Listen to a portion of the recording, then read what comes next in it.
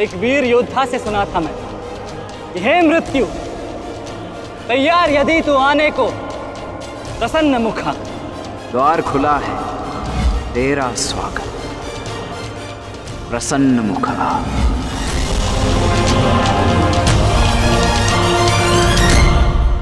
मुझे रोकने का अब केवल एक ही अस्त्र है आपके पास, यह आपको मेरा वध करना होगा। तो लीजिए अंगराज, अपने पुत्र के मृत्यु का प्रतिशोध लीजिए। आपके समक्ष आज वो योद्धा खड़ा है जिसके पिता ने आपके पुत्र का वध किया था। प्रतिकार कीजिए अंगराज, रुके क्यों है? क्योंकि जो पीड़ा मैंने सही, मैं नहीं चाहता कि वो पीड़ा मेरा शत्रु भी सहे। कृष्णेन ने अपना विकल्प स्वयं चुना था। वो रणभूमि छोड़कर जा सकता था, परंतु उसने मृत्यु चुनी। गर्व है मुझे तुम जैसे युवा योद्धाओं पर, जो अपना कर्तव्य पूर्ण करने के लिए सदैव तत्पर रहते हैं। मैं जानता हूं कि तुम पीछे नहीं हटने वाले अभिमन्यु, परंतु मुझे भी अपना कर्तव्य पूर्ण करना है।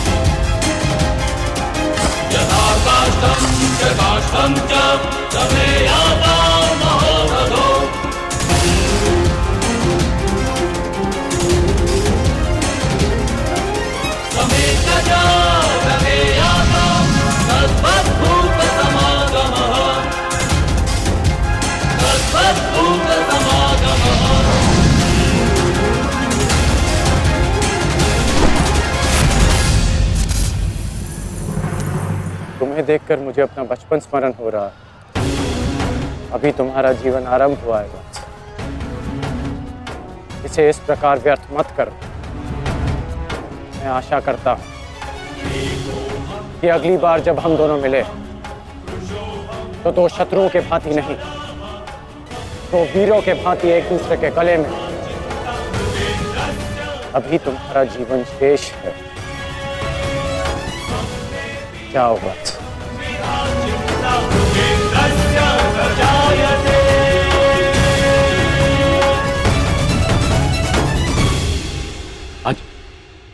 आज कौरवों की विजय हुई है गांधारी। पांडवों की एक अक्षुणी सेना को ध्वंस कर दिया है हमने आज। भीम हमारे एक भी पुत्र को क्षति नहीं पहुंचा पाया, एक भी।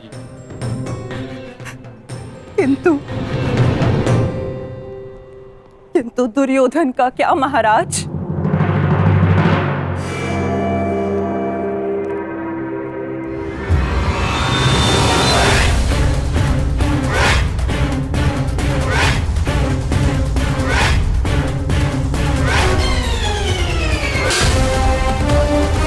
मित्र,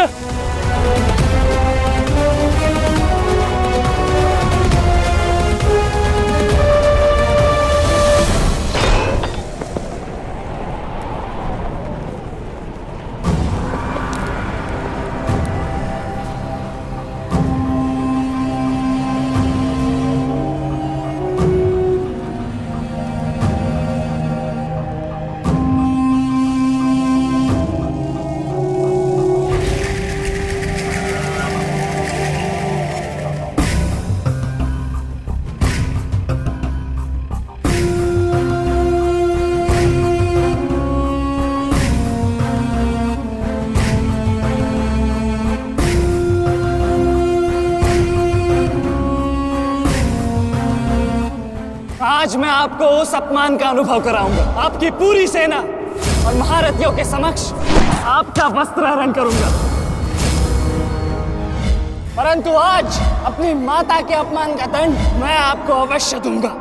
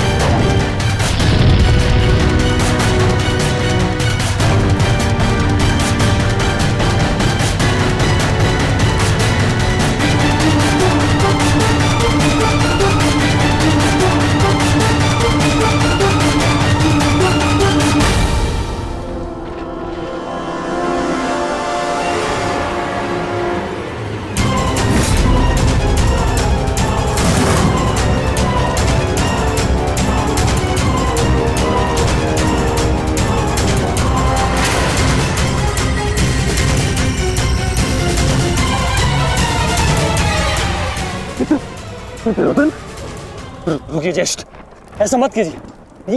ये क्या कर रहे हैं आप? दुर्योधन, दुर्योधन, ये सब कुछ क्या है? आज के इस युद्ध में हमें विजय मिली है, फिर ये सब कुछ क्यों कर रहे हो तुम? ऐसी विजय जो अपमान की थाली में सजा कर मिले, ऐसी ही विजय से श्रेयस्कर है कि मृत्यु को पालूं। नहीं। मेरे जीवन में कभी मेरा इतना अपमान नहीं हुआ है।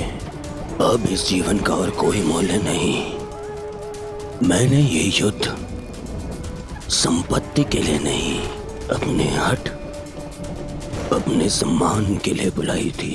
अब जब सम्मान ही नहीं रहा तो इस विजय का मैं क्या करूंगा? मेरी सेना के सामने विश्व के महानतम योद्धाओं के रहते वो 16 वर्ष का बालक मेरे वस्त्र हरण कर गया और चेतावनी देकर गया है कि युद्ध में जब भी मिलेगा पुनः यही दोहराएगा। अब ये वस्त्र हरित दुर्योधन सम्राट बन भी गया। कैसे अपनी सेना से, अपनी प्रजा से आंख मिला पाऊंगा मैं? इस लज्जा के साथ मैं अब जीवित नहीं रह सकता। नहीं दुर्योधन, देखो अपने क्रोध पर काबू पाओ। देखो विजय हमारे निकट है दुर्योधन, मानो मेरी बात। छोड़िए मुझे मामाश्री, छोड़िए मुझे, अन्यथा इस अग्नि में मैं अपने आप से पहले आपकी आहुति दे दूंगा। छोड़िए मुझे। नहीं। छोड़िए, छोड़िए मुझे।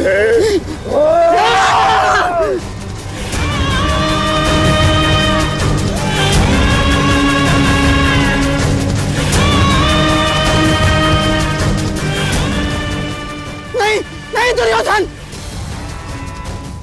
देख क्या रहे हो मूर्खों? कोई रोको इस अनर्थ को।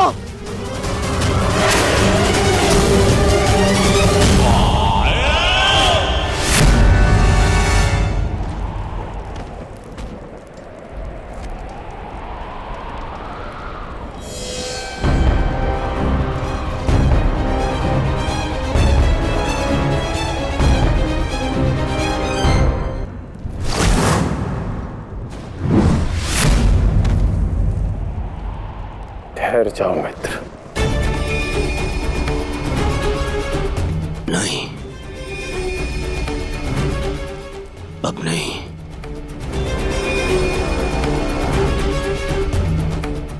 क्रोध में विवेक मत खो बैठा।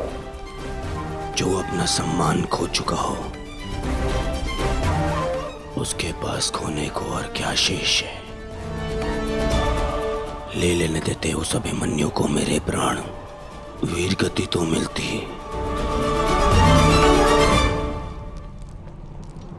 सारी सेना के सामने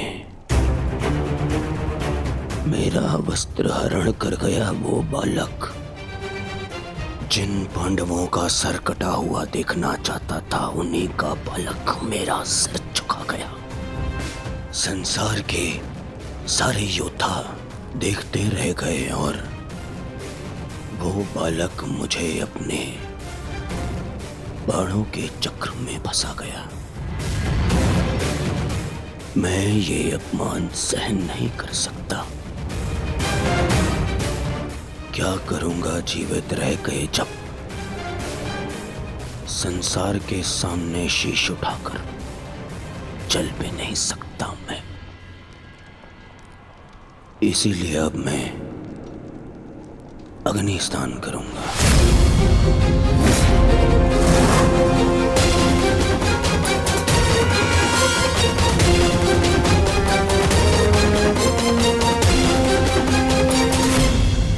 जो अग्नि यहाँ जल रही है उससे कहीं अधिक अग्नि तुम्हारे पिता के हृदय में जल रही है। क्या तुम अपने 5 भाइयों का बलिदान व्यर्थ जाने दोगे? क्या अपने पिता को दिया वचन भुला दोगे तुम?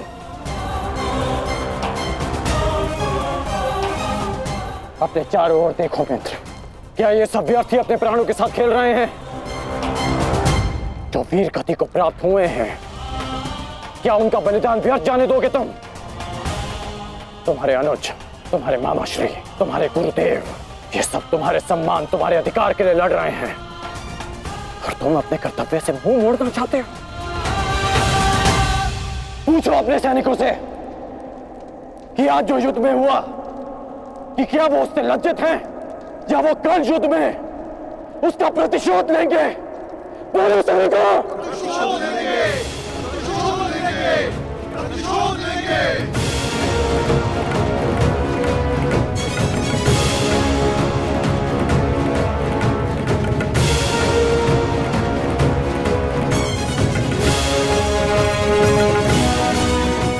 इन सैनिकों का सम्मान मेरे मन में लगी अग्नि को बुझा नहीं सकता मित्र। मैं तुम्हारे लिए सदैव प्रस्तुत हूं मित्र। आदेश दो मुझे, आदेश दो कि क्या चाहिए तुम्हें। तुम्हारी पीड़ा को शांत करने की औषधि क्या है मित्र? बताओ मुझे। मुझे अपने इस अपमान का प्रतिशोध चाहिए। जिसने मेरा मान हरण किया उसके प्राण हरण करने हैं मुझे अभिमन्यु चाहिए।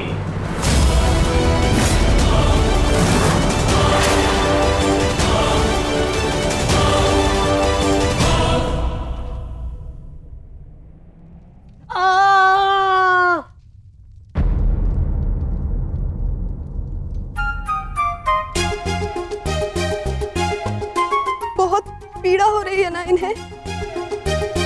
पीड़ा? अभी तक मैंने इसके घाव को छुआ भी नहीं है। अभिमन्यु तुम्हें सताने के लिए उपक्रम कर रहा है उत्तरा। बहुत बुरे हैं आप। और तुम बहुत डरपोक। एक योद्धा की पत्नी के मन में इतना भय शोभा नहीं देता उत्तरा। ये घाव हमारे लिए आभूषण होते हैं।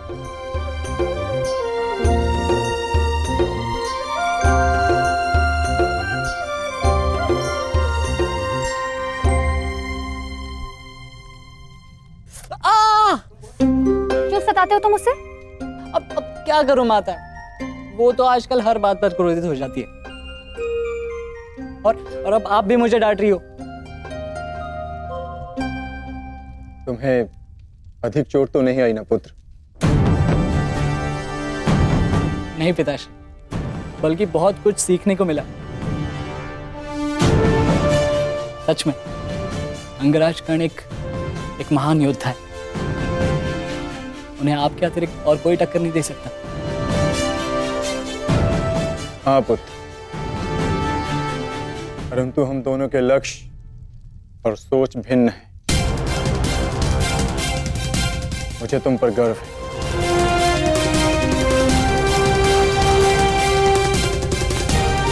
गर्व तो होना ही चाहिए। आज अभिमन्यु ने दुर्योधन को उचित उत्तर दिया।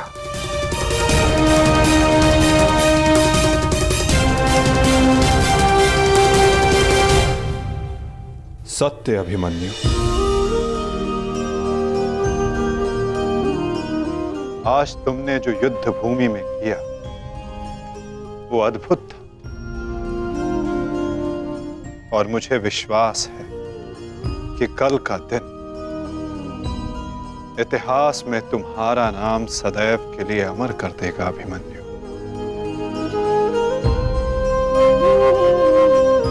इतिहास से पूर्व मेरे पुत्र ने अपनी छवि मेरे मन में अमर कर दी है। 14 वर्षों के पश्चात आज पहली बार मन को एक शीतलता पहुंची कि मेरे पुत्र ने मेरे साथ हुए अपमान और अत्याचार का भान उस दुर्योधन को करवाया। मेरी आत्मा को जैसे एक वस्त्र का संबल मिल गया। इसके लिए मैं सदैव के लिए अभिमन्यु की ऋणी रहूं। जीवन तो पल पल में है सखी, जिस पल को जी लो वही जीवन होता है। आज तुम प्रसन्न हो, जी लो सखी, आज का दिन जी लो।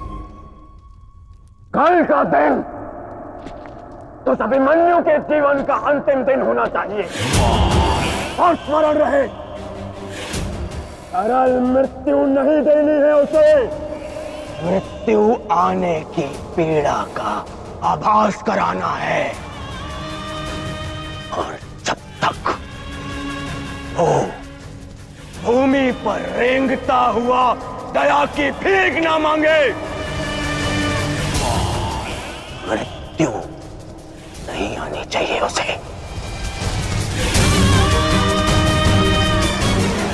वो मृत्यु मांगेगा और मैं हर पल उसे मृत्यु और जीवन के बीच में झुलाऊंगा मैं उसे। असंभव युवराज, जब तक युद्ध भूमि में पांडव उपस्थित हैं तब तक अभिमन्यु तक पहुंचना असंभव होगा। वैसे भी उन्हें ज्ञात होगा कि आज आपके साथ जो हुआ उसका प्रतिशोध आप अवश्य लेंगे। इसी कारण अभिमन्यु तक पहुंचना इतना सरल नहीं होगा।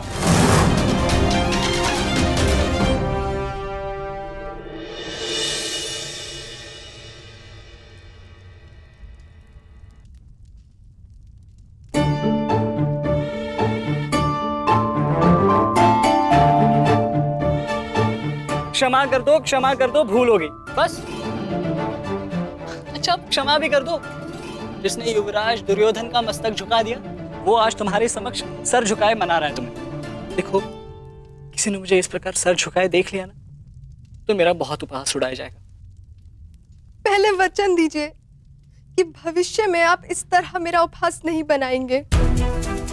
आपको अनुमान भी है मैं कितनी भयभीत हो गई थी। अब इसमें भयभीत क्या होना उत्तरा? आप नहीं समझेंगे, मुझे आपसे बात ही नहीं करनी। तो ठीक है, मत बात करना, परंतु कल यदि लौटा नहीं ना तो पछताना नहीं कि दोबारा ऐसे मत बोलना आर्य। भाई खो चुकी हूँ, पति नहीं खो सकती। क्षत्रिय हूँ, अपने अधिकार लेना जानती हूँ। आपको लौटना होगा, क्योंकि इस बार केवल मैं नहीं, आपकी होने वाली संतान भी आपकी प्रतीक्षा करेगी।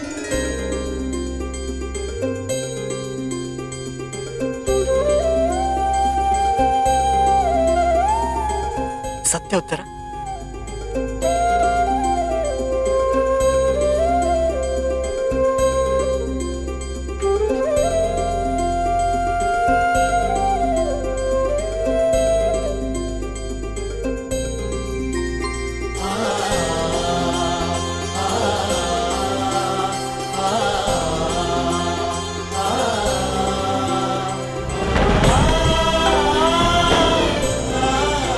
मैं तुम्हें वचन देता हूं उत्तरा, तुम और हमारी संतान सदा मुझ पर गर्वित रहेंगे।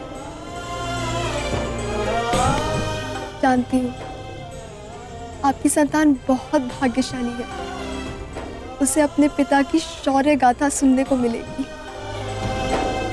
गाथाएं विजय के साथ होती है उत्तरा, और विजय अभी शेष है। युद्ध शेष रहे या न रहे,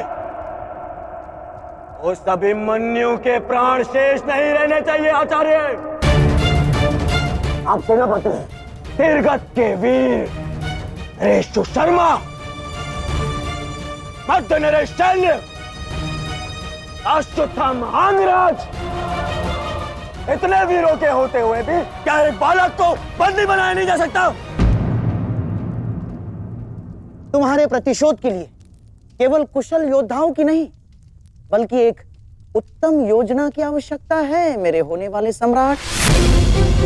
हमारी सफलता एक उत्तम योजना में छिपी है।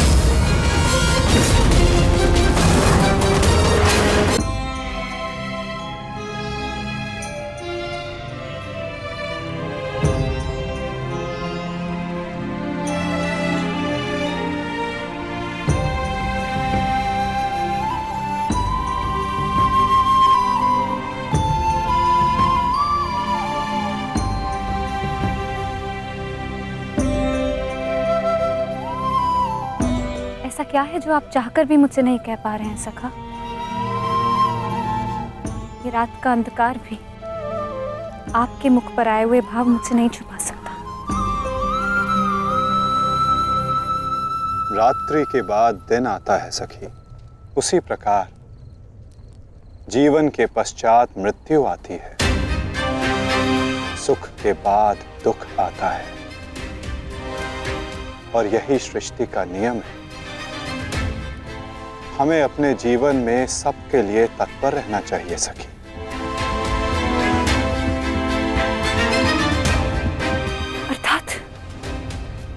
अर्थात जो मेरा भय है, क्या वो सच होने वाला है माधव?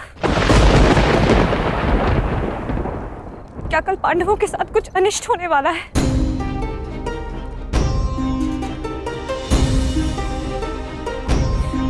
आप तो सब जानते हैं ना सखा। बताइए मुझे।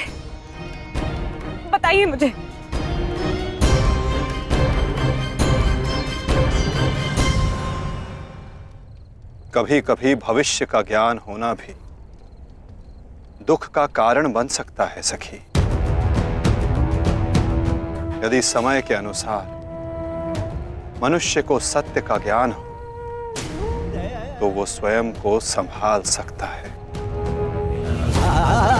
और आज तुम्हारी प्रसन्नता का दिन है सखी। आज तुम्हारे पुत्र ने तुम्हारे अपमान का प्रतिकार किया है। जाओ सखी, जाकर सो जाओ, क्योंकि जीवन की हर रात्रि सदैव सोने के लिए नहीं होती।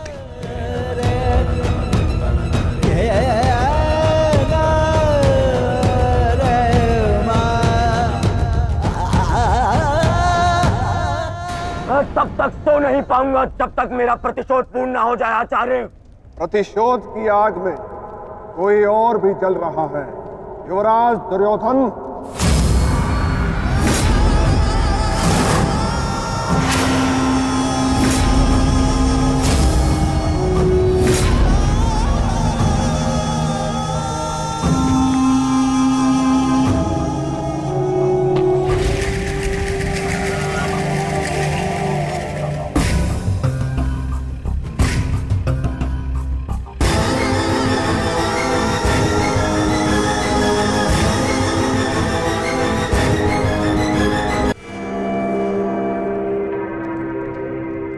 माता श्री सिंधु नरेश जयद्रथ।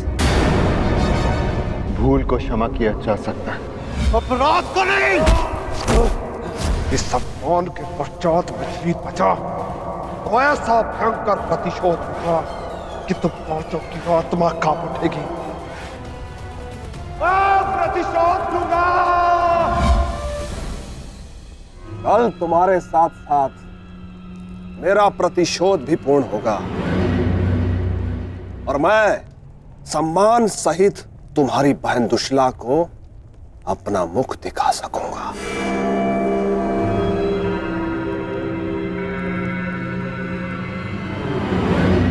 इतने समय आप कहाँ थे सिंधु नरेश?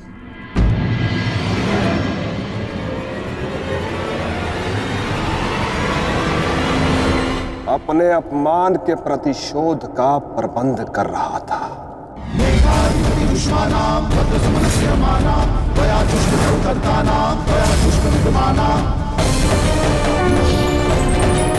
पुत्र जयद्रथ,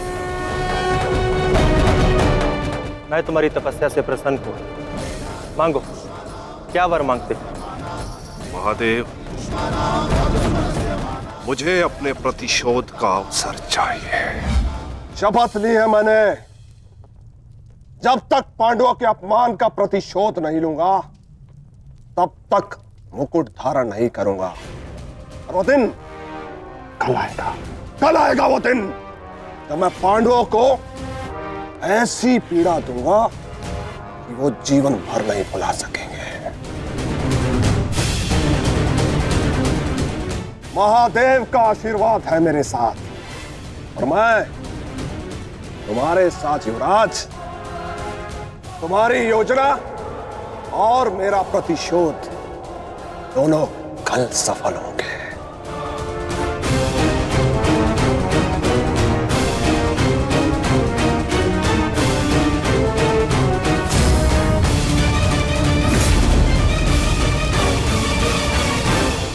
हर हर महादेव, हर हर महादेव।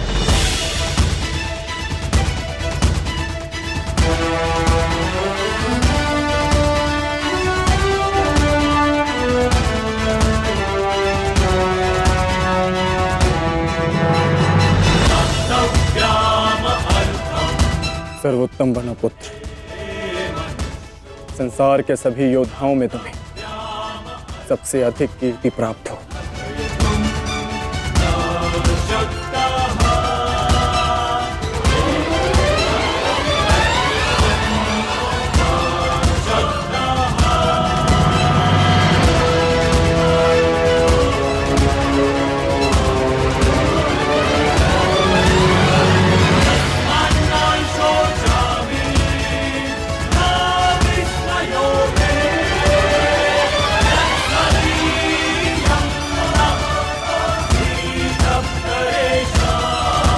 आशीर्वाद दीजिए मामाश्री कि मैं विजय श्री प्राप्त कर लूं।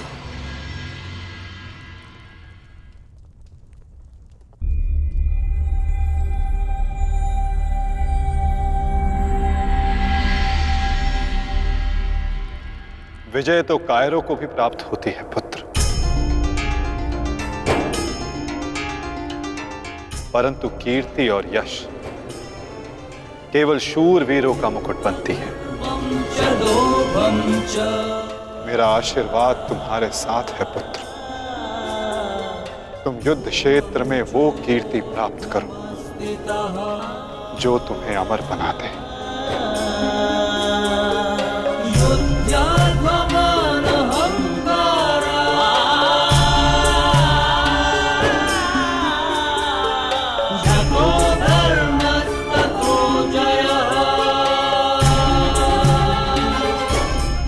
आशीर्वाद दीजिए मामाश्री कि मैं विजय श्री प्राप्त कर लौटूं। मेरा आशीर्वाद तुम्हारे साथ है पुत्र। तुम युद्ध क्षेत्र में वो कीर्ति प्राप्त करो जो तुम्हें अमर बना दे।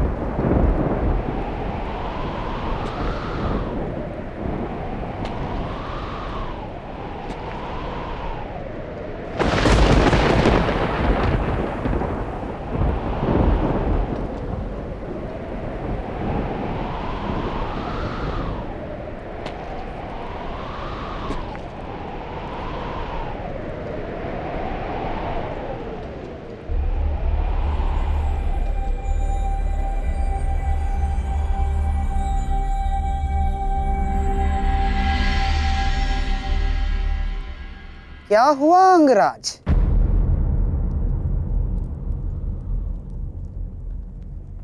सूर्यदेव से आप ये प्रार्थना तो नहीं कर रहे हैं कि वो उदित ही ना हो? अर्जुन को दिया वचन आपको पूर्ण करना होगा अंगराज। सूर्यास्त का बहाना बनाकर कहीं आज भी शत्रु को जीवित छोड़ देने का मन तो नहीं बना लिया आपने?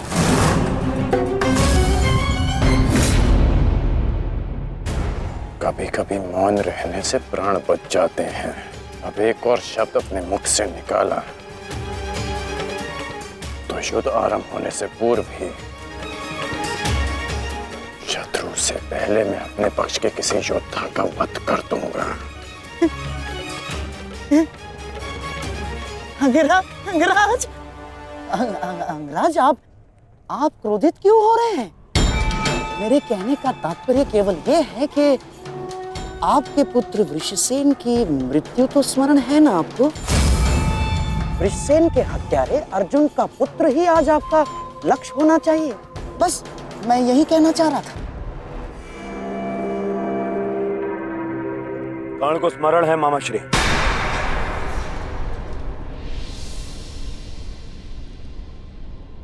और मुझे भी।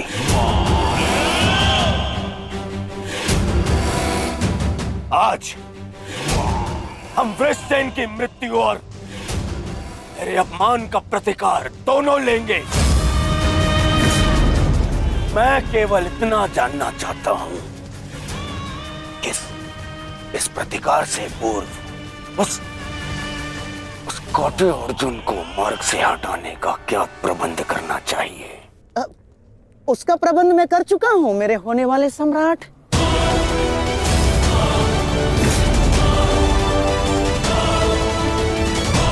महाराज, त्रिगत नरेश सुशर्मा अवसर का लाभ उठाने के लिए एक विशाल सेना के साथ विराट पर आक्रमण करने जा रहे हैं।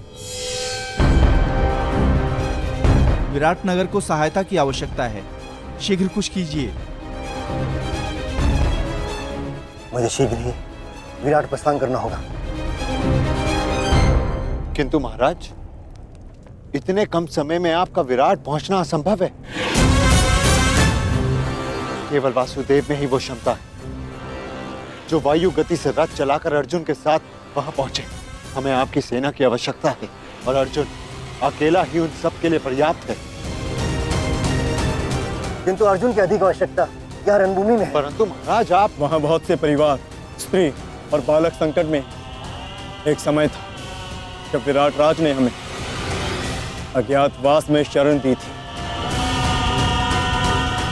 आज वो समय आ गया है कि हम उसका ऋण चुका सकें।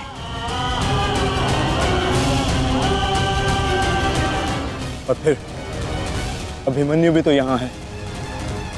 मुझे इस पे पूर्ण विश्वास है। और मैं आपको विश्वास दिलाता हूँ पिताश्री कि युद्ध भूमि में आपकी कमी शत्रु को अनुभव नहीं होगी। जब आप सुशर्मा का नाश करेंगे तो आपके पुत्र की शौर्य की कीर्ति आपका स्वागत करेगी। चलिए माता, विराट की ओर प्रस्थान करें। जैसी रथी की इच्छा और जैसी महारथी की आकांक्षा।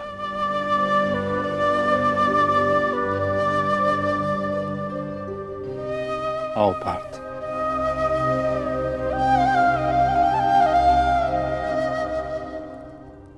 बधाई हो मेरे होने वाले सम्राट। अर्जुन रणभूमि छोड़कर विराट के लिए प्रस्थान कर चुका है।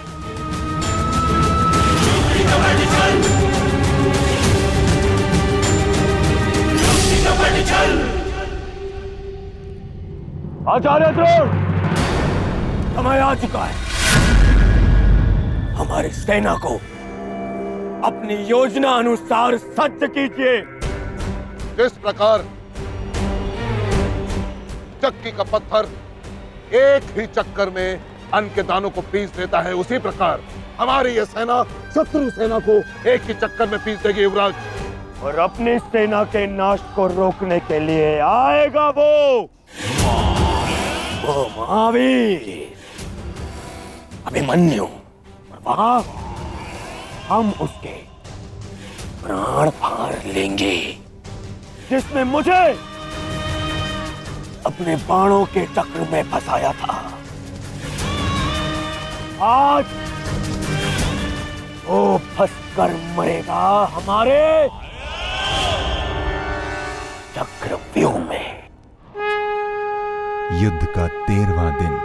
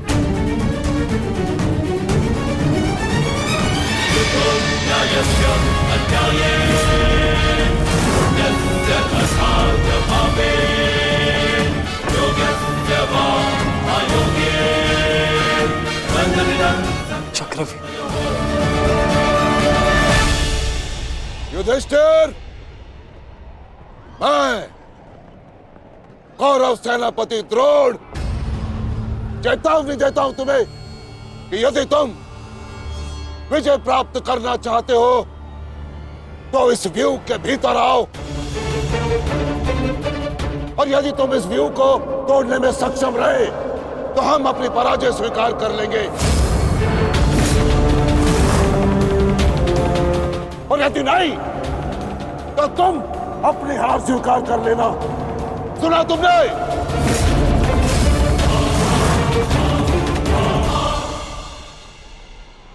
आचार्य द्रोण, हम अवश्य ही इस चक्रव्यूह को ध्वंस कर देंगे।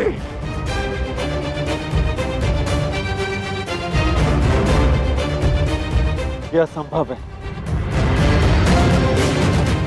चक्रव्यूह युद्ध का सबसे कठिन और सबसे विनाशकारी व्यूह है। इसका हल केवल अर्जुन के पास है। यह आचार्य द्रोण की योजना थी, इसीलिए अर्जुन को युद्ध भूमि से दूर किया गया।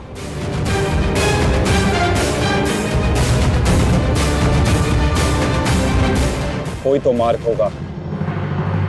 मार्ग है।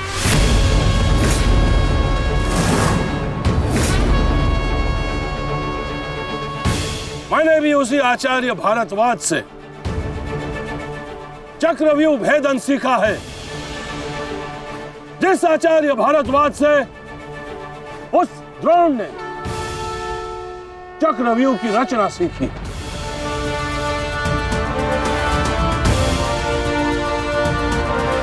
इस चक्रव्यूह का भेदन मैं करूंगा।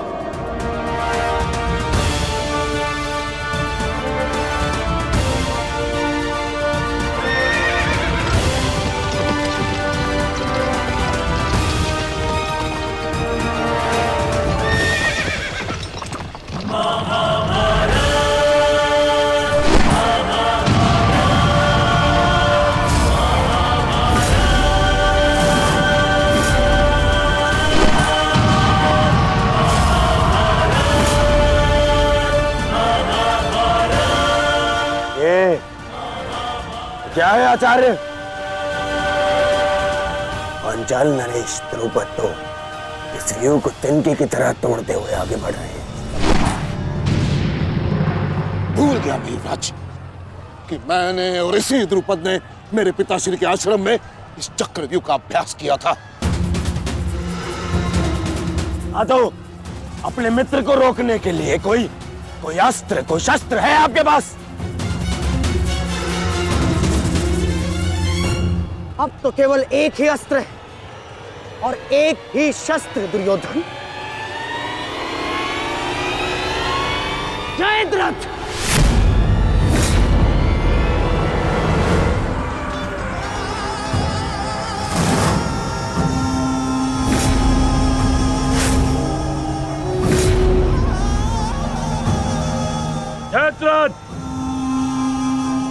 कदाचित द्रौपदी के पतियों द्वारा किया गया अपमान भूल गए हो तुम। इसीलिए द्रौपदी के पिता के समक्ष उपस्थित हुए हो। आज द्रौपदी के पति हो या उसके पुत्र, कोई मुझे नहीं रोक सकता।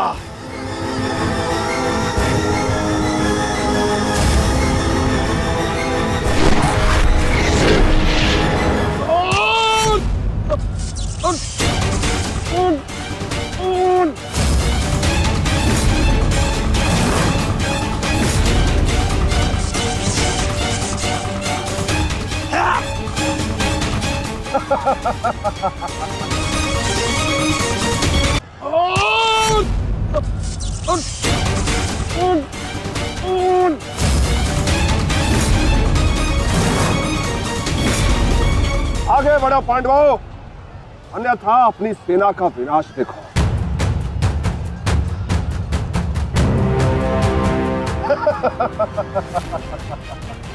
ज्येष्ठ पिताश्री, मुझे आज्ञा दीजिए। मुझे चक्रव्यूह के भीतर प्रवेश करने का मार्ग ज्ञात। मैंने पिताश्री से सुना था कि ये मैं कर सकता हूं। नहीं अभिमन्यु, मैं तुम्हें इसकी अनुमति नहीं दे सकता। धर्मराज ठीक कह रहे हैं। आचार्य ने कुछ सोच समझकर ही इस व्यूह की रचना की है। अब इसे शक्ति का सम्मिलित प्रहार ही तोड़ सकता है। मैं और भीम मिलकर प्रहार करेंगे।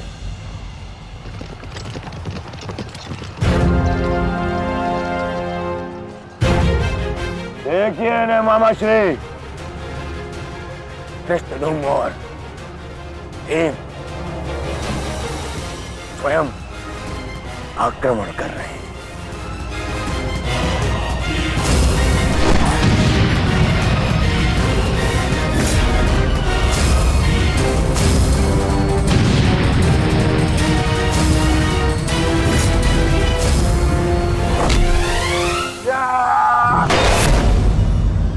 आज इनके हरेक प्रहार का उत्तर है जयद्रथ।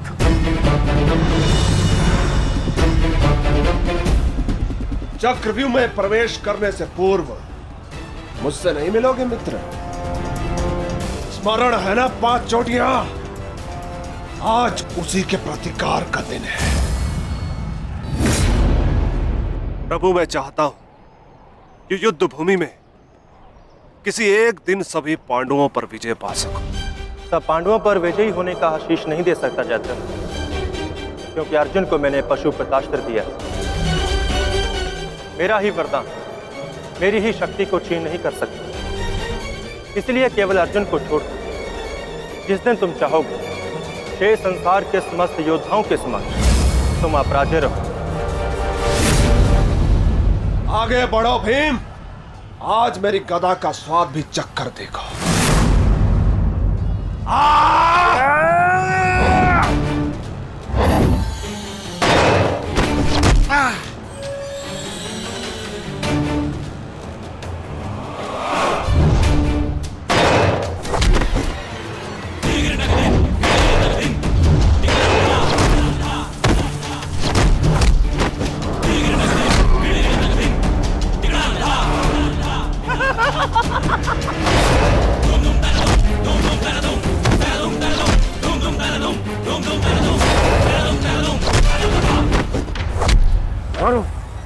मारो से।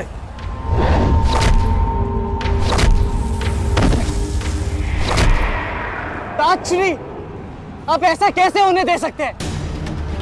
ताजश्री भीम और मामा धृष्टद्युम्न में शक्ति है, परंतु चक्रव्यूह को शक्ति से नहीं युक्ति से तोड़ा जा सकता है। मुझे आज्ञा दीजिए।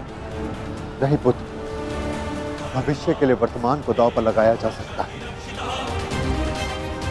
परंतु वर्तमान के भविष्य को खोया नहीं जा सकता।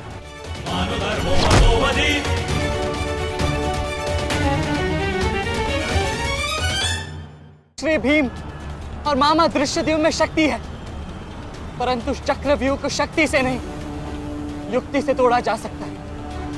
मुझे आज्ञा दीजिए। नहीं पुत्र, भविष्य के लिए वर्तमान को दांव पर लगाया जा सकता है, परंतु वर्तमान के लिए भविष्य को खोया नहीं जा सकता। एक दाव लगाने के दोष के कारण मैं आज इस महायुद्ध में खड़ा हूं। मैं दूसरा दाव नहीं लगा सकता अभिमन्यु। परंतु आज यदि चक्रव्यूह को तोड़ा ना गया तो हम ना केवल हार जाएंगे बल्कि मेरे पिताश्री का सर भी झुक जाएगा। आपने वो दाव लगाकर सर झुकाया था और मैं ये दाव खेलूंगा अपने पिताश्री का सर ऊंचा रखने के लिए। मैंने उन्हें वचन दिया था कि युद्ध भूमि में शत्रु को उनकी कमी अनुभव नहीं होगी और मुझे शत्रुओं को वीर अर्जुन के रक्त का तेज दिखाना। इसीलिए आज्ञा दीजिए ताची, और फिर मैं अकेला कहाँ हूं? चक्रव्यूह में मेरे प्रवेश करते ही आप भी मेरे पीछे पीछे अंदर आ जाइए। मैं मार्ग बनाऊंगा और आप चक्रव्यूह को ध्वंस कीजिएगा। सोचिए मत, समय नहीं है ताचरी। आशीर्वाद दीजिए।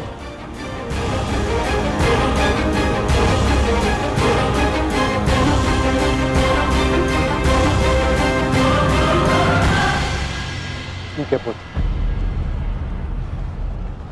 किंतु सतर्क रहना। हम तुम्हारे पीछे ही रहेंगे। आगे बढ़ो।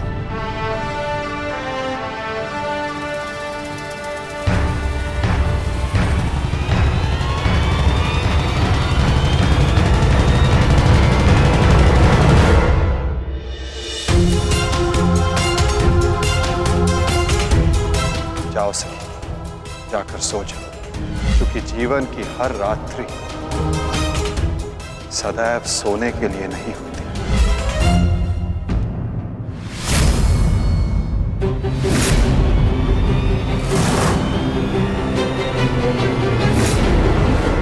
मेरी सुरक्षा के लिए माता यज्ञसेनी का आशीर्वाद है मेरे साथ, और जब तक ये मेरे साथ है मुझे कुछ नहीं हो सकता।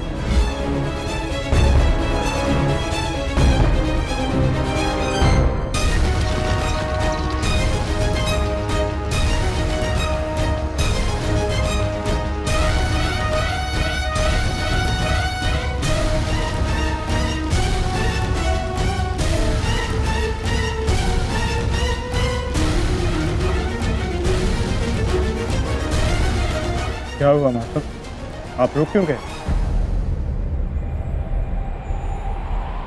चूंकि समय नहीं रुकता पार्थ, परंतु मानव को 2 पल रुकने का अधिकार है।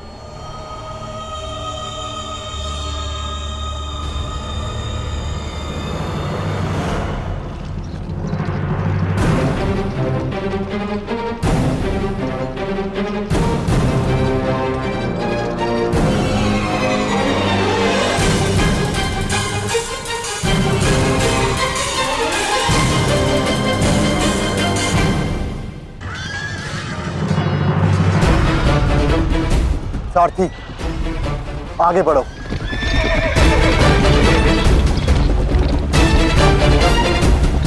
अभिमन्यु के द्वार तोड़ते ही हमें उसमें प्रवेश करना है। अभिमन्यु को दृष्टि में रखना, उसकी रक्षा करना हमारा कर्तव्य है।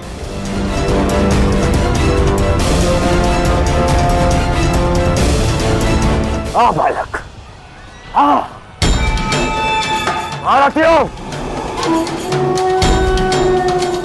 ऐसी मृत्यु देने से केस की चित्कार उन पांडवों के हृदय को चीर देगी।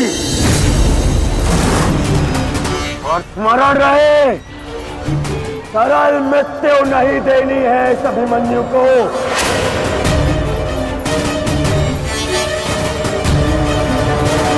नहीं देनी है ऐसे सरल मृत्यु।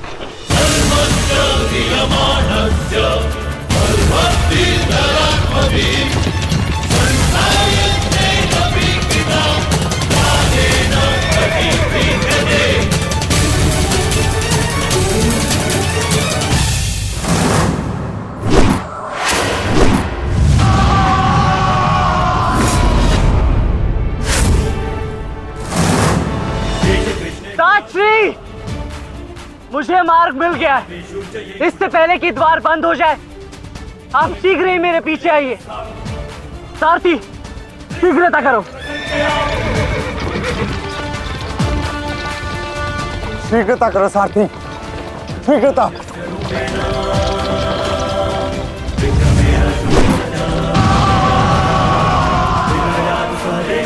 उत्तम अभिमन्यु, उत्तम।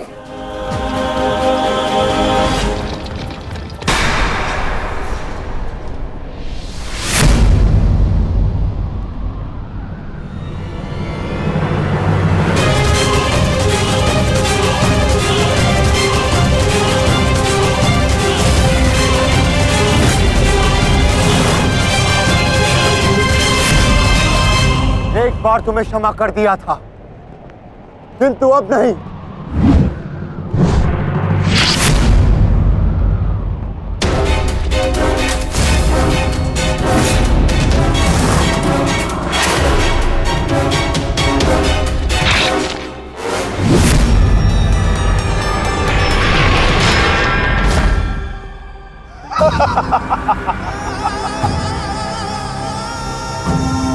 एक बार अपमानित हो चुका हूं, इस बार तुम्हारी बारी है पांडवों। महादेव का वरदान सफल रहा। आज इस युद्ध भूमि में केवल मेरा शासन होगा, मेरा। केवल अर्जुन के अतिरिक्त कोई मुझसे जीत नहीं पाएगा पांडवों। और आज सिर्फ एक ही मृत्यु होगी।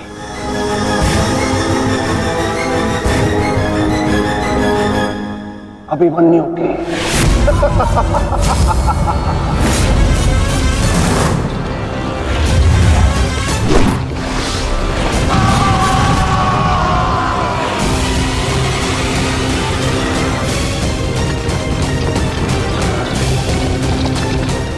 एक चक्रव्यूह तुम्हें पराजित करने के लिए नहीं है मूर्खों।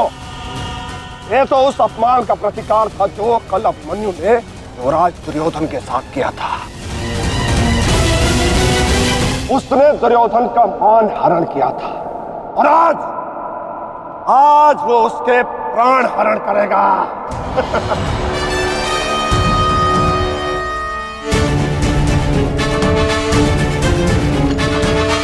अभिमन्यु, लौट आओ, ये षड्यंत्र है। न्यायानाम अधिकाराणाम राज्यार्थम साम्राज्यार्थम। न्यायानाम अधिकाराणाम राज्यार्थम साम्राज्यार्थम। व्यू के भीतर प्रवेश करना जितना चुनौतीपूर्ण है, उतना ही चुनौतीपूर्ण उससे बाहर निकलना भी है। और यदि बाहर निकलने का मार्ग मनुष्य को नहीं पता, तो उस मनुष्य का अंत निश्चित है।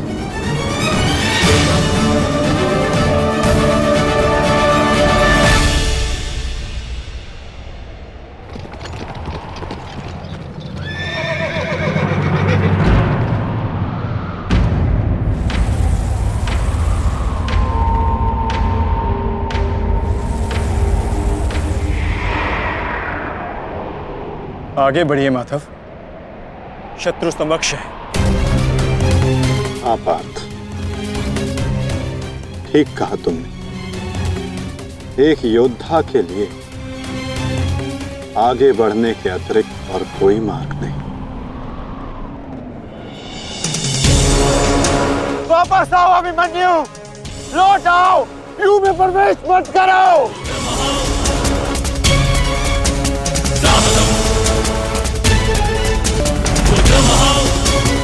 मेरे लिए अब लौटना संभव नहीं था श्री। यदि हमने इस चक्रव्यूह को नहीं तोड़ा तो हम ये युद्ध हार जाएंगे और मेरे रहते ये संभव नहीं।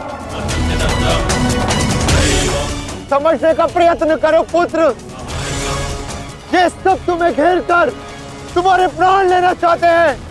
लौट आओ अभिमन्यु, लौट आओ। एक योद्धा मृत्यु के भय से पीछे नहीं हटता था श्री। वो आगे बढ़कर मृत्यु का वरण करता है। और आज मृत्यु को भी अर्जुन पुत्र के बाणों का तेज सहना होगा।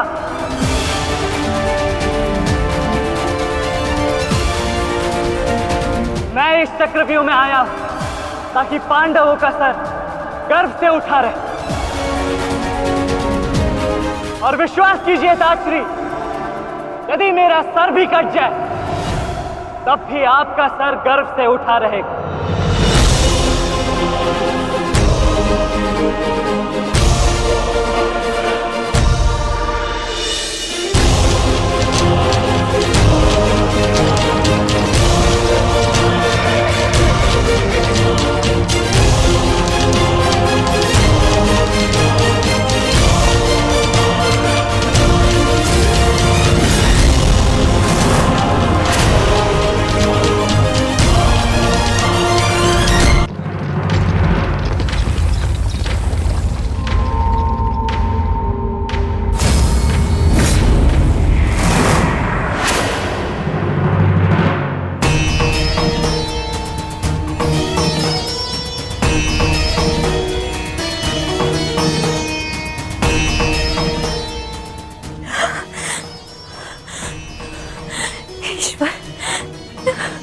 ईश्वर मेरे पुत्र की रक्षा करना। आओ आओ अर्जुन पुत्र आओ, तुम्हारा अपने इस मृत्यु व्यू में स्वागत है।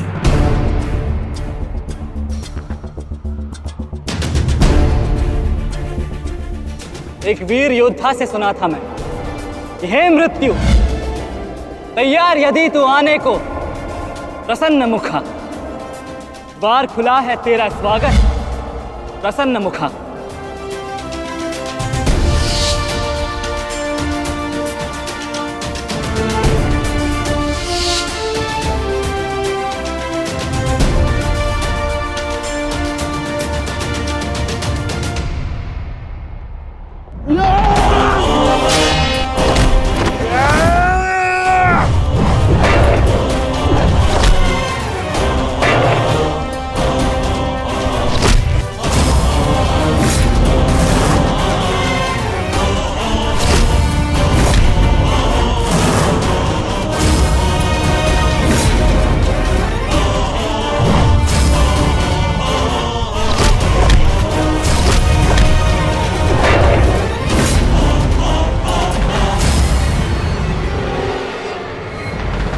चाहूं तो तुम्हारा और बाकी तीनों पांडवों का इसी क्षण अंत कर सकता हूं मैं,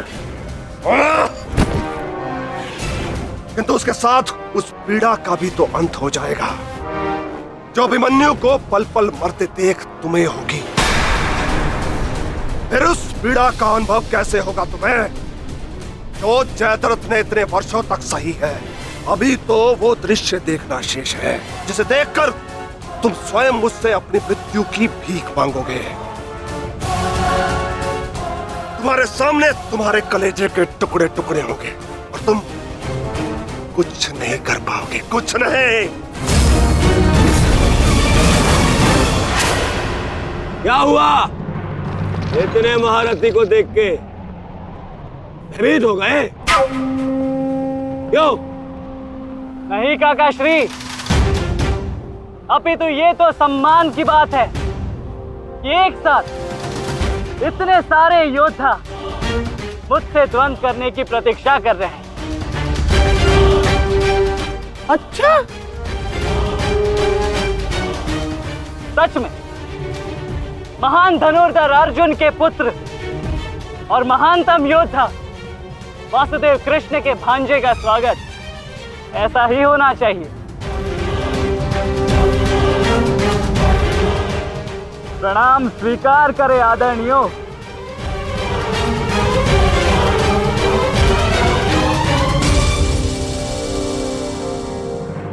अपनी सीमा में रहो बालक।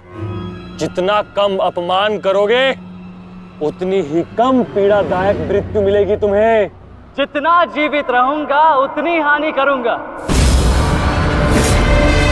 क्योंकि मेरी श्वास ही मेरा अस्त्र है और जब तक मेरी श्वास चलेगी तब तक यमदेव तांडव करेंगे।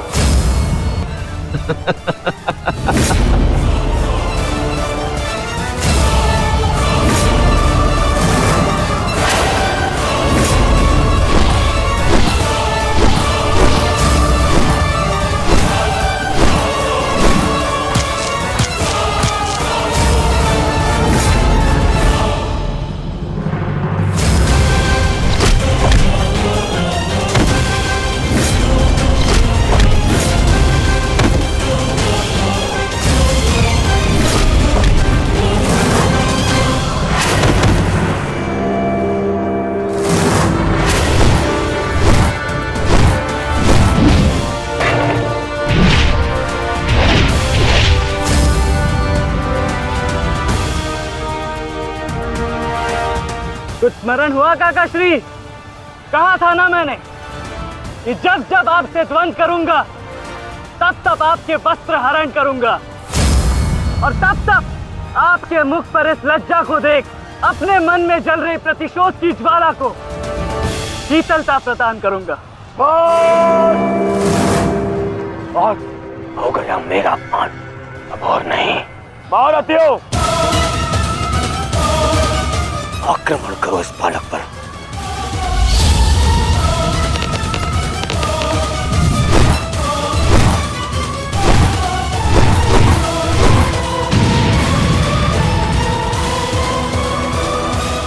एक क्या रहे, अपने धर्म का पालन कीजिए, मेरा प्रतिशोध लीजिए, आक्रमण कीजिए आचार्य।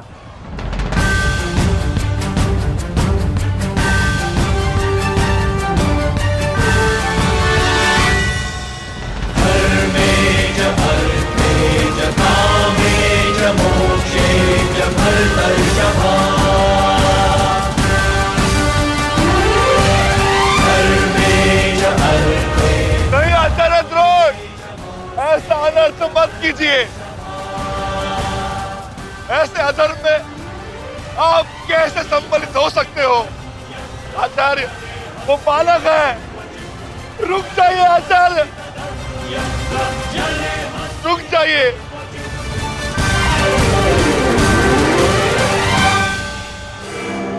अपना दिया वचन स्मरण है ना पिताश्री?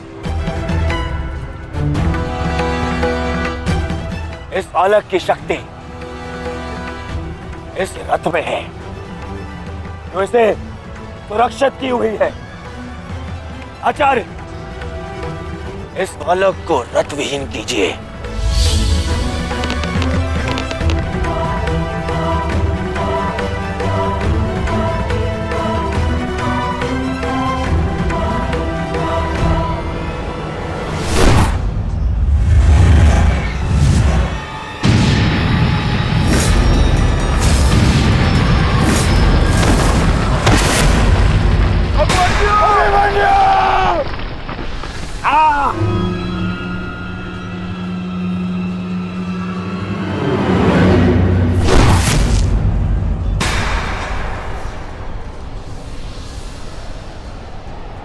माधव, मुझे कई बार चोट लगी, परंतु इस चोट की पीड़ा का भान मेरे मन को विचलित कर रहा है। कहीं ये कोई संकेत तो नहीं?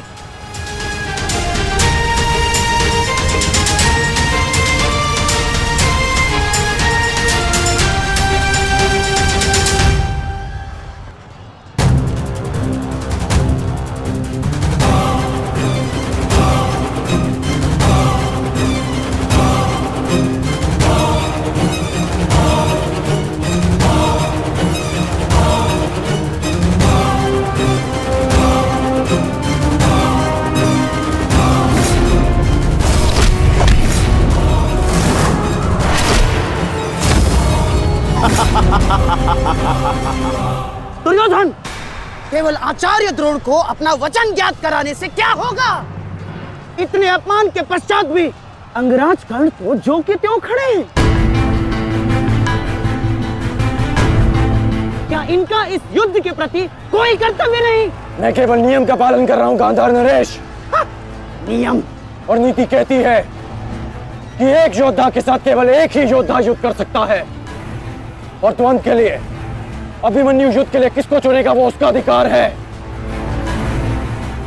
नहीं मित्र, ये विकल्प लेने का समय नहीं है, अंत करो इसका। नहीं मित्र, हमें इस युद्ध जीतने के लिए अनीति का सहारा लेने की आवश्यकता नहीं है। नीति सिखाते सिखाते प्रपितामह शरशैया पर चले गए। यदि इन्हें नीति का ज्ञान होता तो आज ये युद्ध संभव ही ना होता। अभिमन्यु, तुम्हें विकल्प चुनना होगा।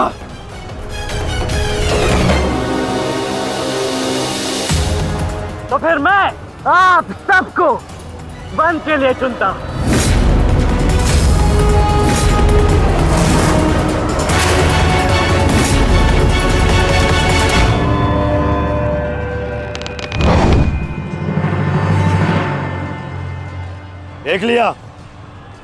देख लिया इसने अपना विकल्प चुन लिया।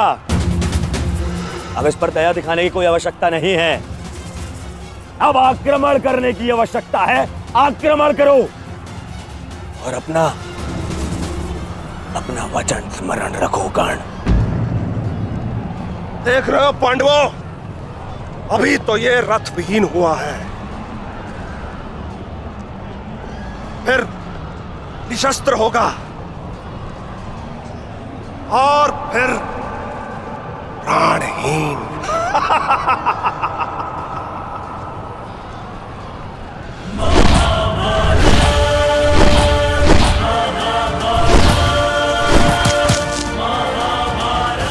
ये क्या कर रहे हो?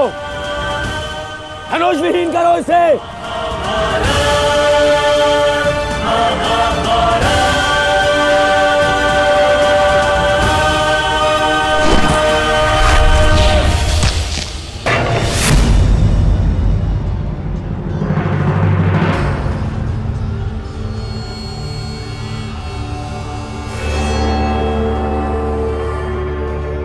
ठहरो मित्र, स्मरण रहे, इससे इतनी सरल मृत्यु नहीं देनी है। सूर्यास्त होने तक इसकी श्वास इससे अलग नहीं होनी चाहिए। अबे इसे बहुत पीड़ा सहनी शेष है। मित्र, ये एक योद्धा है, इसे योद्धा की मृत्यु दो। अरे योद्धा नहीं है ये, उन भगोड़े पांडवों का मेला रक्त है। इसे बहना होगा। मित्र जागो, जागो मित्र, और प्रहार करो।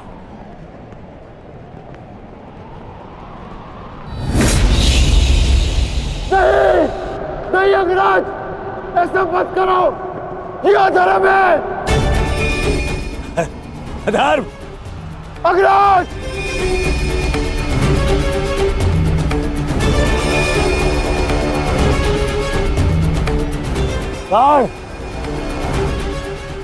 स्मरण करो, स्मरण करो कैसे इन पांडवों ने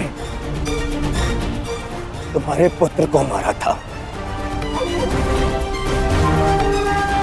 दया तो इन्होंने भी नहीं दिखाई थी उस पर। उसकी पीड़ा का मान है मुझे। और प्रहार करो का, प्रहार करो उस पर।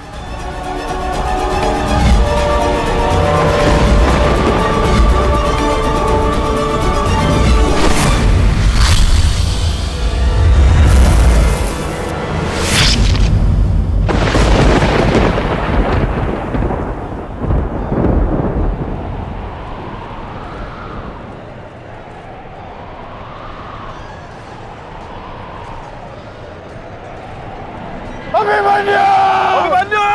पुत्र!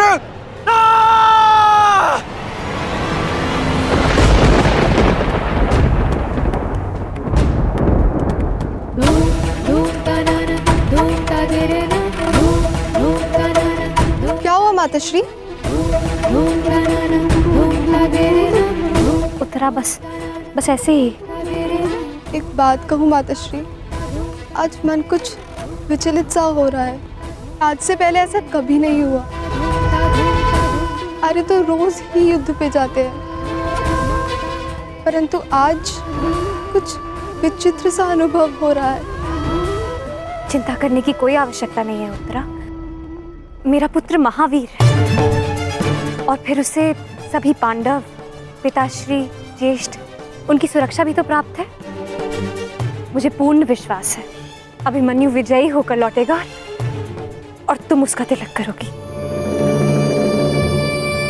हे सूर्यदेव, आज तनिक शीघ्र अस्त हो जाओ। मेरा पुत्र बिना सुरक्षा कवच के युद्ध में गया है।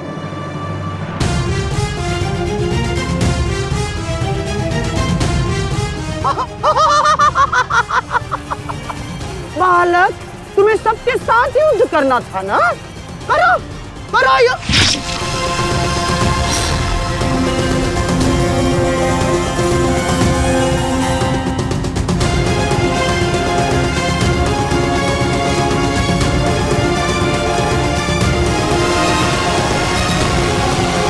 थक गए योद्धाओं, मेरी चुनौती अभी समाप्त नहीं हुई।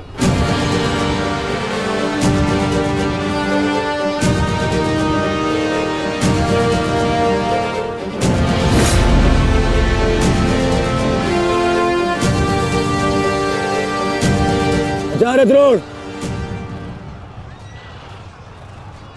देख क्या रहे, प्रहार कीजिए इस पर।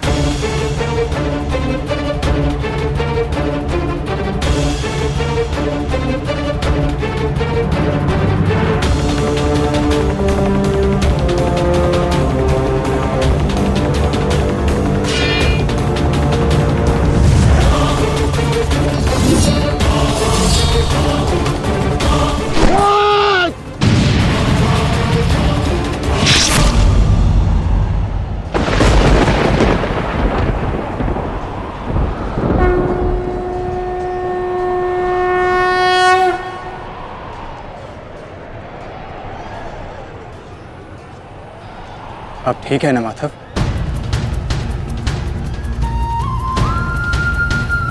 आपको कोई क्षति तो नहीं पहुंची? युद्ध में तो क्षति पहुंचती ही है पार्थ, किंतु इस पीड़ा को सहना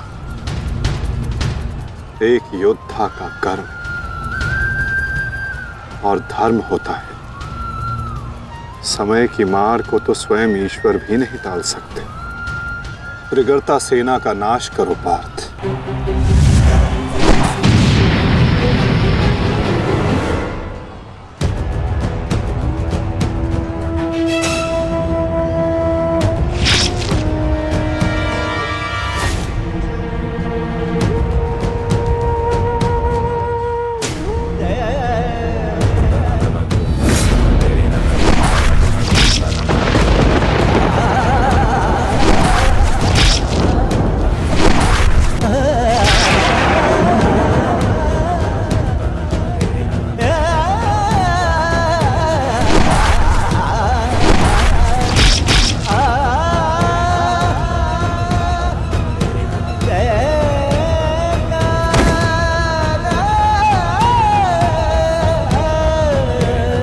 ये द्वंद अभी शेष है। मैं महारथी अर्जुन का पुत्र हूं, महारथी भीष्म का प्रपुत्र, वासुदेव कृष्ण का भांजा। इतनी सरलता से नहीं मरने वाला। अरे ये द्वंद अभी शेष है। अभिमन्यु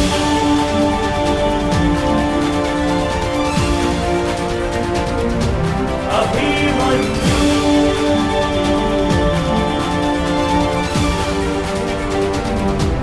अभिमन्यु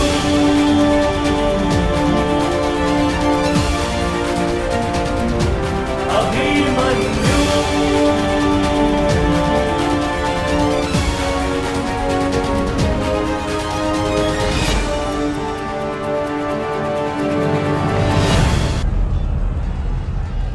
बस करो दुर्योधन, अभिमन्यु के लिए इतनी पीड़ा पर्याप्त है। देखो इसकी दशा। अब अभिमन्यु और उसकी पीड़ा का अंत करने का समय आ गया है। नहीं, मेरे अपमान के घाव अभी भरे नहीं है। केवल मेरे आदेश का पालन करो। अभी इसकी मृत्यु का समय नहीं आया है। जीवित रखो इसे, पर प्रहार करो।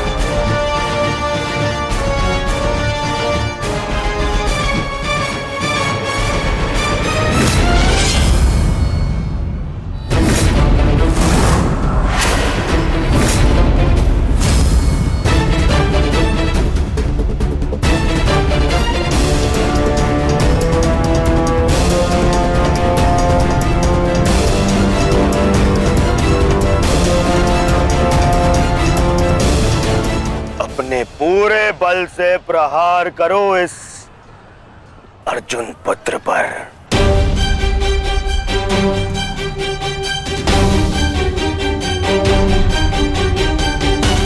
और स्मरण रहे,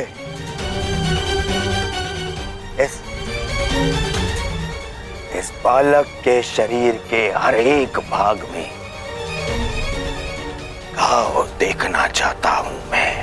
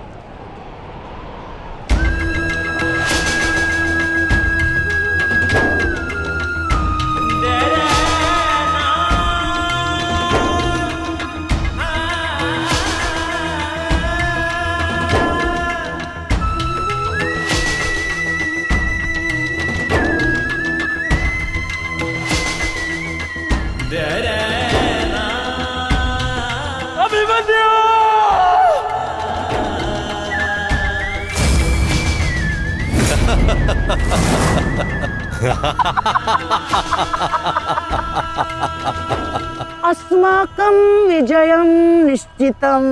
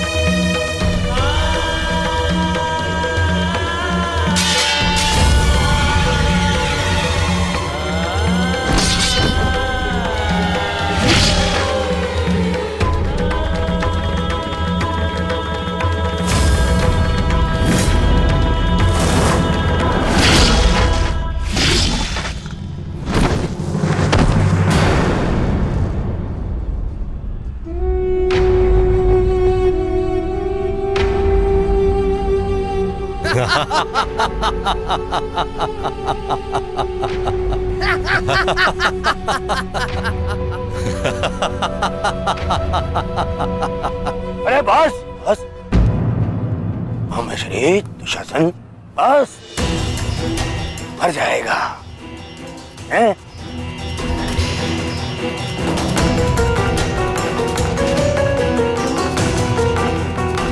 क्यों? इस बात की प्रतीक्षा है? इतना पर्याप्त नहीं? चल एक मांग मुझसे, मैं तुझे मृत्यु दूंगा भीख में। आजा, मांग भीख।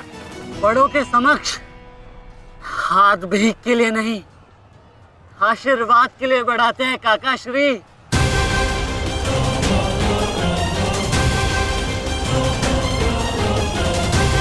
आशीर्वाद दीजिए।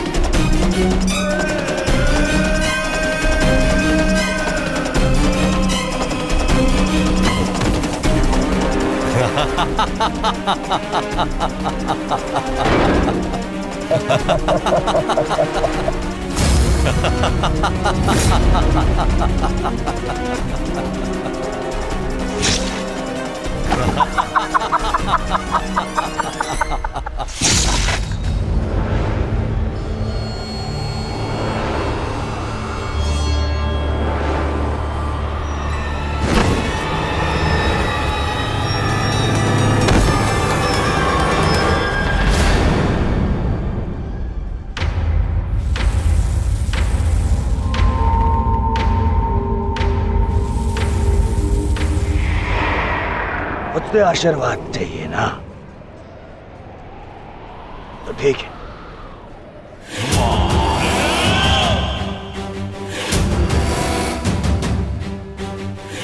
नहीं दुर्योधन, जाने दो उसे। ऐसा मत करो दुर्योधन, ऐसा मत करो।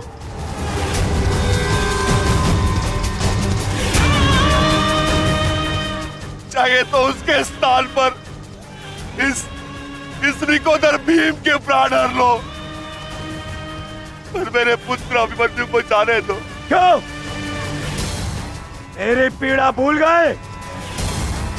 तुमने दिखाई थी दया मेरे भ्राताओं पर, किंतु मैं तुम पांडवों के भांति निर्दयी नहीं हूं।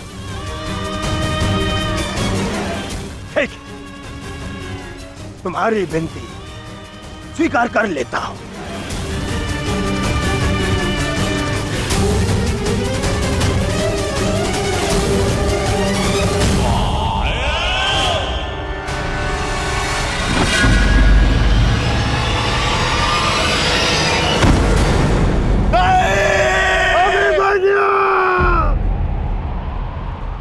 आओ, आओ मुझसे भीख मांगो।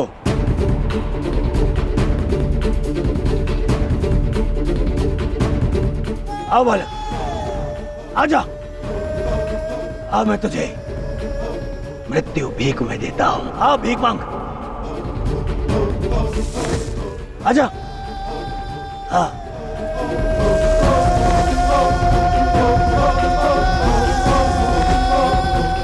तुझे मुक्त कर दूंगा। मांग, मांग मुझसे भीख मांग।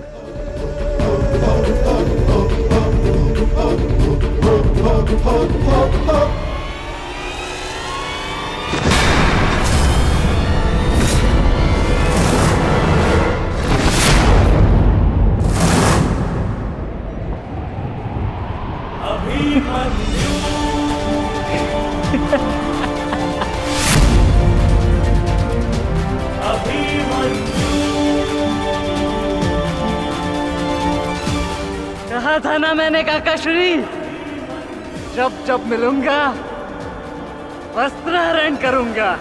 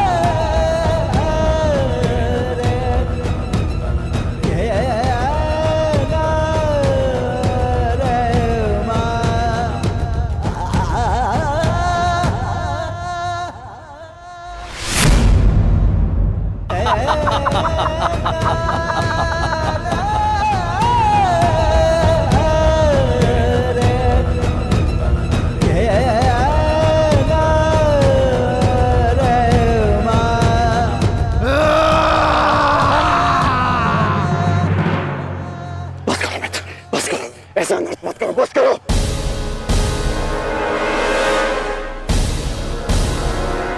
नहीं मित्र, देखो अभी सूर्यास्त होना शेष है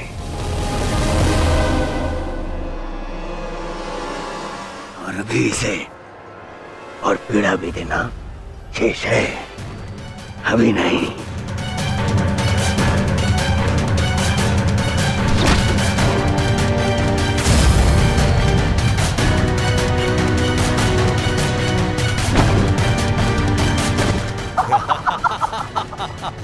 मारो इसे जब तक इसके मुंह से चीख ना निकले, मारो। मुझे इसकी चीख सुनाई देनी चाहिए, मारो।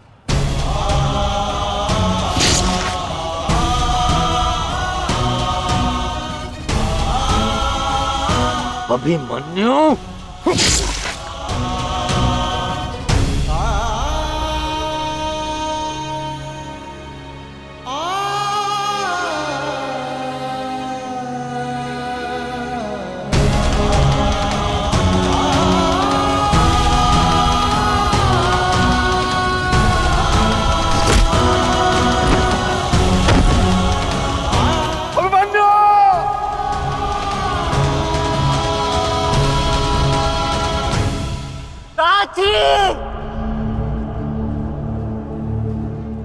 माता से कहना कृष्ण कि उनके अपमान का प्रतिकार अंत तक लिया उनके पुत्र ने। पांडवेषु च ये गुणाः। पिताश्री से कहना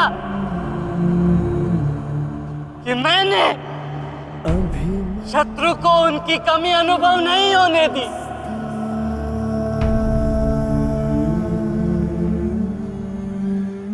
उत्तरा से कहना गुण संचय कि उसके पास मेरी संतान को सुनाने के लिए एक महान कथा है। अभिमन्यु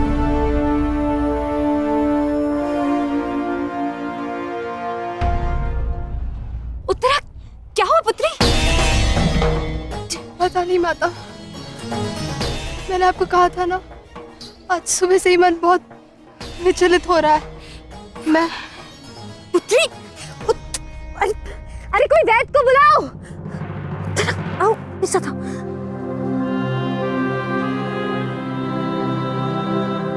मामा श्री से कहना कि संसार में उनके चक्र का सामना कोई नहीं कर सकता।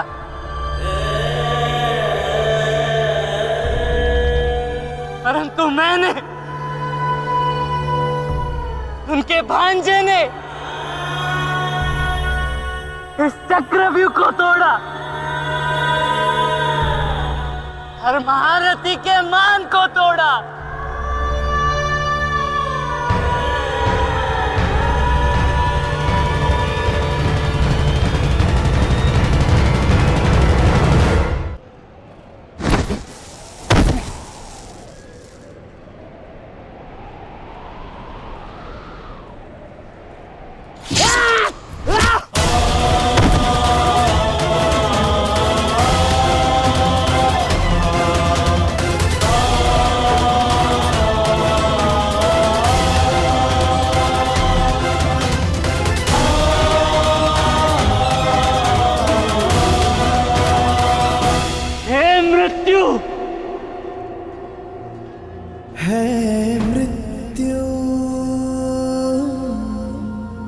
तैयार यदि तू आने को, यदि तू आने को, प्रसन्न मुखा, प्रसन्न मुख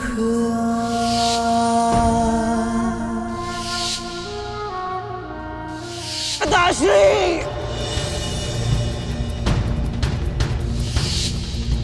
द्वार खुला है तेरा स्वागत, वीर खड़ा द्वारे अभयागत।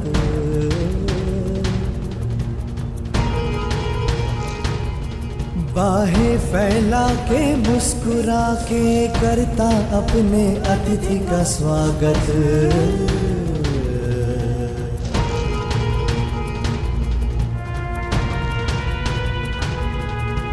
चिरनिद्रा का देके भरतू कर अपने अतिथि का स्वागत। कर अपने अतिथि का स्वागत।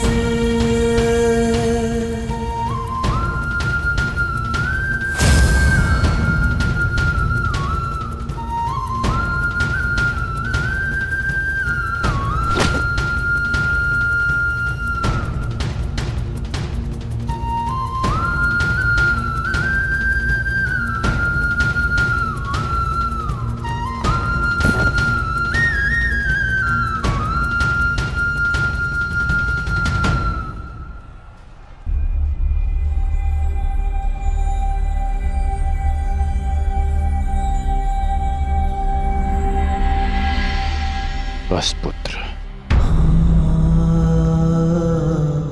शांत हो जा।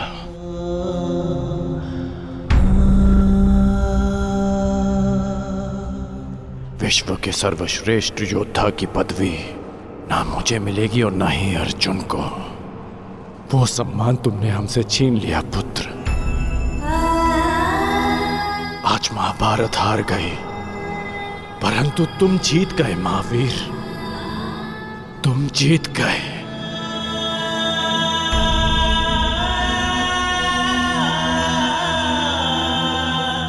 मुझे गर्व है कि मुझे तुम जैसे शूरवीर योद्धा के साथ द्वंद्व करने का अवसर मिला। समय आ गया है,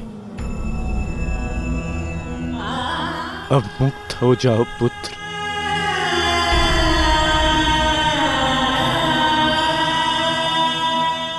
द्वार खुला है, तेरा स्वागत। प्रसन्न मुख आ।